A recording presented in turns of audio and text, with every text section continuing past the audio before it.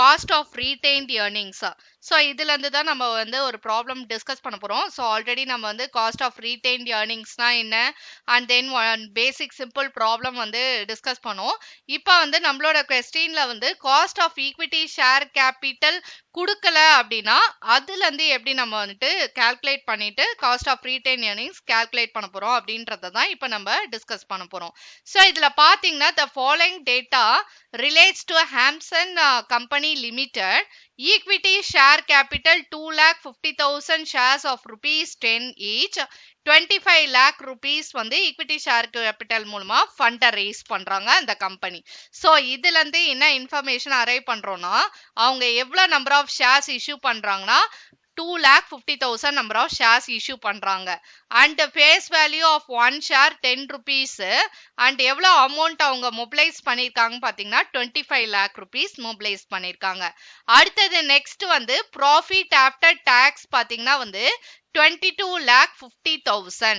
ஓகேங்களா? சோ இதான் நம்மளோட ப்ராஃபிட் ஆஃப்டர் டாக்ஸ். அடுத்தது current market price of equity share. So market price of equity share பாத்தீங்கன்னா ₹120 கொடுத்திருக்காங்க. Calculate the cost of equity capital. What is the cost of retained earnings if the average personal tax rate of shareholders is 40% and the brokerage cost for new investment is 2%. இதான் நம்மளோட question. இந்த கொஸ்டின்ல பாத்தீங்கன்னா வந்துட்டு first வந்து equity share capital அதாவது நம்மளோட basic cost of retained ஏர்னிங்ஸோட ஃபார்முலா என்ன அப்படின்னு பார்க்கும்போது this is the formula actually. Okay, so நம்மளோட ஃபார்முலா என்னன்னு பார்த்தீங்கன்னா காஸ்ட் ஆஃப் ரீடைன் ஏர்னிங்ஸோட formula cost of equity KE into 1 minus tax into 1 minus P brokerage. இதுதான் நம்மளோட பேசிக் ஃபார்முலா, இம்பார்ட்டன்டான ஃபார்முலா காஸ்ட் ஆஃப் ரீடைன் ஏர்னிங்ஸோட ஃபார்முலா இது. ஸோ இதுல பாத்தீங்கன்னா இந்த கேஇ வந்து கொஸ்டின்ல கொடுத்துட்டாங்கன்னா பிரச்சனை இல்லை. பட் இந்த கொஸ்டின்ல they didn't give cost of equity. அதுக்கு பதிலாக சில இன்ஃபர்மேஷன் உங்களுக்கு கொடுத்துட்டு உங்களை காஸ்ட் ஆஃப் ஈக்விட்டி ஷேர் கேபிட்டல்ல இருந்து ஆரம்பிக்க சொல்றாங்க. ஓகேங்களா? ஸோ வந்து இதுக்கு முன்னாடி ப்ராப்ளம்ல cost of equity share capital KE அவங்களே அதோட பெர்சன்டேஜை கொடுத்துட்டாங்க. பட் இந்த ப்ராப்ளம்ல they didn't give. So you have to calculate that one. So அதுல இருந்து ஆரம்பிச்சு அதுக்கப்புறம் காஸ்ட் ஆஃப் ரீடைன் ஏர்னிங்ஸ் உங்களை கால்குலேட் பண்ண சொல்லியிருக்காங்க. ஸோ ஏ பாத்தீங்கன்னா cost of equity share capital calculate பண்றது. So cost of equity share capital actually you have 5 methods to calculate. Cost of equity share capital 5 மெத்தட்ல நம்ம கால்குலேட் பண்ணுவோம். ஸோ எந்த மெத்தடு கீழ நம்ம கால்குலேட் பண்ணுவோம் அப்படின்றத கொஸ்டினை படிச்ச உடனே நம்ம அண்டர்ஸ்டாண்ட் பண்ணிக்கணும். ஸோ இந்த கொஸ்டின்ல வந்து டிவிடெண்ட் பத்தி கொடுத்துருக்காங்களா? No, they have not given information about dividend. Next, dividend yield plus growth. Dividend பத்தியோ இல்ல growth பத்தியோ எதாவது கொடுத்திருக்காங்களா? No, they have not given. And then realized yield method இது? No. 5 years ஓட dividend அந்த மாதிரியான information எதுவுமே கிடையாது. CAPM method equity share capital calculate பண்றதா? No, because they didn't give beta, risk-free rate of return, anything they have not given.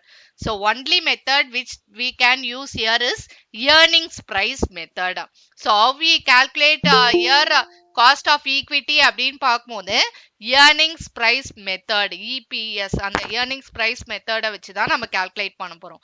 So அப்படி பார்க்கும்போது EPS actually நம்மளோட KE ஓட மெயின் ஃபார்முலா என்ன? Under earnings price methodல EPS divided by market price. இதுதான் நம்மளோட main formula. EPS by market price. EPSன்றது டைரக்டா உங்க கொஸ்டின்ல எங்கேயுமே கொடுக்கல. ஸோ நம்ம தான் வந்து அதை கால்குலேட் பண்ணுவோம். EPS. ஓகேங்களா? அடுத்தது டினாமினேட்டர் என்னது? மார்க்கெட் பிரைஸ் தான் நம்மளோட டினாமினேட்டர். ஸோ மார்க்கெட் பிரைஸ பத்தின இன்ஃபர்மேஷன் நம்ம கொஸ்டின்ல இருக்கு. ஸோ அதனால நோ ப்ராப்ளம். ₹120 நம்மளுக்கு கொடுத்துட்டாங்க. ஸோ அதனால அந்த 120 நம்ம வந்து யூட்டிலைஸ் பண்ணிக்கலாம். So 120 no problem, you can utilise. So 120 அந்த அமௌண்ட்டை வந்து just like that market price அந்த 120 யூஸ் பண்ணிக்கலாம். பட் இந்த மேல இருக்க இந்த numerator EPS earnings per share. So இந்த இதை வந்து நம்ம தான் கால்குலேட் பண்ணுவோம். எப்படி கால்குலேட் பண்ணுவோம் அப்படின்றத தான் இங்க ப்ரீவியஸ்ல கொடுத்துருப்பேன். ஸோ earnings per share அதோட ஃபார்முலா என்னன்னு பாத்தீங்கன்னா profit after tax divided by number of equity shares. இதான் ஏர்னிங்ஸ் பெர் ஷேரோட ஃபார்முலா.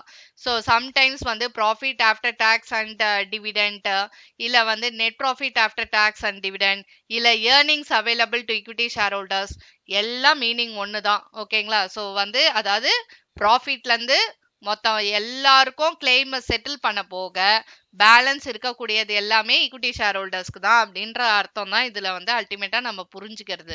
ஸோ அதனால நம்ம கொஸ்டின்ல என்ன கொடுத்துருக்காங்களோ அதை பேசிஸா வச்சு நம்ம புரிஞ்சுக்கிட்டு ஃபார்முலாவை எழுதணும். ஸோ ப்ராஃபிட் ஆஃப்டர் டாக்ஸ்ன்ற ஒரு வார்த்தை இங்க இருக்கு, தட் இஸ் 22,50,000 கொடுத்துருக்காங்க. ஸோ அதனால அந்த 22,50,000 எடுத்துக்கோங்க. Divided by number of equity shares. So number of equity shares எவ்வளோ அப்படின்னு பாத்தீங்கன்னா இதுதான் நம்பர் ஆஃப் ஈக்விட்டி ஷேர்ஸ். இது வந்து ஃபேஸ் வேல்யூ, மொத்த அமௌண்ட் எவ்வளவு மொபிலைஸ் பண்றாங்கன்ற அமௌண்ட் தான் 25 lakh. பட் நம்மளுக்கு தேவை ஃபார்முலா படி நம்பர் ஆஃப் ஈக்விட்டி ஷேர்ஸ் எவ்வளோன்னு தான் நம்மளுக்கு தேவை, எவ்வளோ நம்பர் ஆஃப் ஷேர்ஸ் இஷ்யூ பண்றாங்கன்னு. ஓகேங்களா? ஸோ அதனால 2,50,000 ஷேர்ஸ் தான் உங்க number of shares. This represents number of shares. So அதனால நம்பர் ஆஃப் ஈக்விட்டி ஷேர்ஸ் தான் நம்ம எடுக்கணும். இந்த டோட்டல் வேல்யூவே எடுத்து டிவைட் பண்ணக்கூடாது, பண்ணீங்கன்னா தப்பாயிடும். ஸோ அதனால நம்பர் ஆஃப் ஷேர்ஸ் தான் நம்ம ஈக்விட்டி ஷேர்ஸ் தான் எப்பயுமே எடுக்கணும். ஸோ 2,50,000 அப்படின்றத போட்டுக்கோங்க. So profit after tax question கொடுத்திருக்கிறது 22,50,000 divided by number of equity shares 2,50,000 divide பண்ணீங்கன்னா you will be getting ₹9. So this is the earnings per share. Okay, இதான் நம்மளோட earnings per share. So EPS calculate பண்ணியாச்சு. Market price already கொஸ்டின்ல கொடுத்திருக்காங்க ₹120 கொடுத்திருக்காங்க. ஓகேங்களா? So இப்போ நம்ம என்ன பண்ணணும்னா நம்மளோட main formula cost of equity share கேபிட்டலோட மெயின் ஃபார்முலா என்ன? ஏர்னிங்ஸ் பிரைஸ் மெத்தடோட formula EPS divided by market price MP. ஓகேங்களா? எல்லாமே பெர் ஷேருக்கு தான் நம்ம எடுப்போம். Cost of equity share capital எல்லாமே பெர் ஷேருக்கு தான்.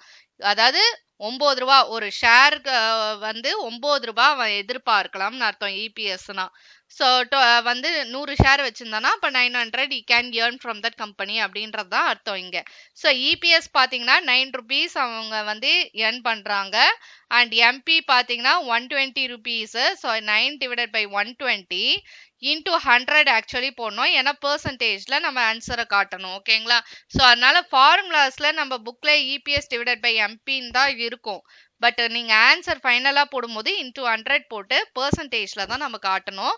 ஸோ ஆக்சுவலி 9/120 into 100 போடணும். நம்ம போட்டோம்னா தான் நம்மளுக்கு 7.5% நம்மளுக்கு கிடைக்கும். So this is our cost of equity share capital, that is KE. So இதுல இருந்து தான் நம்மளோட சம் நெக்ஸ்ட் இது சப்டிவிஷனுக்கு ஸ்டார்ட் ஆகுது. ஸோ நம்மள முதல்ல கேட்டிருக்கிறது calculate the cost of equity capital. So that is 7.5%. Next subdivision, what is the cost of retained earnings if the average personal tax rate of shareholders is 40% and the brokerage cost for new investment is 2%. So tax பாத்தீங்கன்னா tax rate 40% இருக்கு and then brokerage பாத்தீங்கன்னா 2% இருக்கு. So நம்மளோட main formula retained earnings ஓட main formula என்ன? KR is equal to cost of retained earnings, KR denote பண்றோம். K for cost of capital, R for retained earnings. So KR is equal to KE into 1 minus tax into 1 minus B, brokerage. So KE ன்றது என்னது? 7.5%. Other cost of equity share capital. Either it will be given in the question or else it won't be given in the question. You have to find out that. கொஸ்டின்ல கொடுத்துருக்காங்களான்றத பாருங்க. கேஇ கொடுத்திருந்தா நேரடியா இதுக்கு நம்ம போயிடலாம், இந்த ஸ்டெப்புக்கு நம்ம போயிடலாம். கொடுக்கல அப்படின்னா எந்த மெத்தடுக்கு கீழே நம்ம கால்குலேட் பண்ணும் கேஇ காஸ்ட் ஆஃப் ஈக்விட்டி ஷேர் கேபிட்டல்ன்றத பார்த்துக்கோங்க. பார்த்துட்டு கால்குலேட் பண்ணுங்க. அண்ட் தென் கேஇ வந்து பாத்தீங்கன்னா 0.075. இந்த 7.5 வந்துட்டு நான் கன்வெர்ட் பண்ணிக்கிறேன். டிவைடட் பை 100 போட்டு எல்லாமே வந்து கன்வெர்ட் பண்ணிக்கிறேன். எல்லா பெர்சன்டேஜும் இங்க டிவைடட் பை 100 போட்டு நான் கன்வெர்ட் பண்ணிட்டு லேட்டர் ஆன் இன்டூ 100 போடுறேன். ஓகேங்களா? So 0.075 into 1 minus tax. tax பாத்தீங்கன்னா 40% நம்ம கொஸ்டின்ல கொடுத்திருக்காங்க. So 40%ன்றத நான் 1 minus 0.40 ன்னு போட்டுக்கிறேன். அதாவது 40 divided by 100. Next 1 minus brokerage 2% கொடுத்திருக்காங்க கொஸ்டின்ல.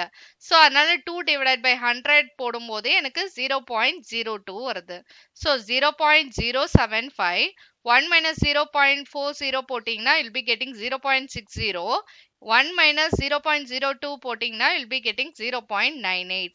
இப்ப அடுத்த ஸ்டெப் பாத்தீங்கன்னா வந்துட்டு 0.075 into 0.60 into 0.98.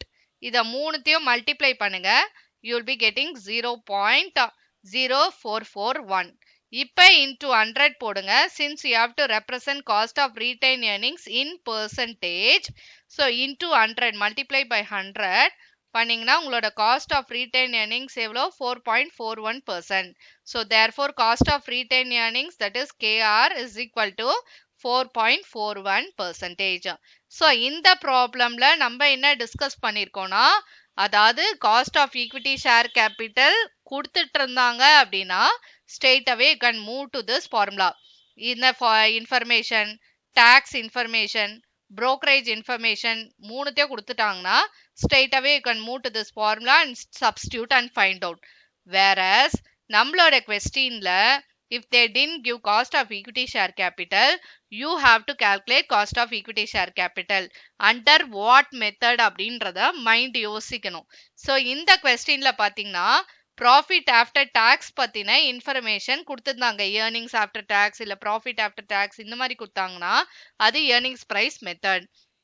And then number of equity ஷேர்ஸும் நம்மளுக்கு தெரியும் 2,50,000.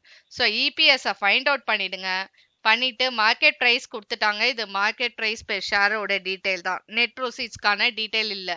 ஸோ மார்க்கெட் ப்ரைஸோட இன்ஃபர்மேஷன் 120 கொடுத்துட்டாங்க. So equity cost of equity capital calculate பண்ணிட்டு அந்த வேல்யூ எடுத்துட்டு வந்து இங்க நம்ம சப்ஸ்டியூட் பண்ணிட்டு later on cost of retain ஏர்னிங்ஸோட பெர்சன்டேஜை கால்குலேட் பண்றோம். ஸோ இதுதான் வந்து cost of retain earnings. Whenever cost of equity நம்மளே கால்குலேட் பண்ணி எப்படி cost of retain earnings calculate பண்ணோம் அப்படின்றத தான் நம்ம இப்போ டிஸ்கஸ் பண்ணோம்.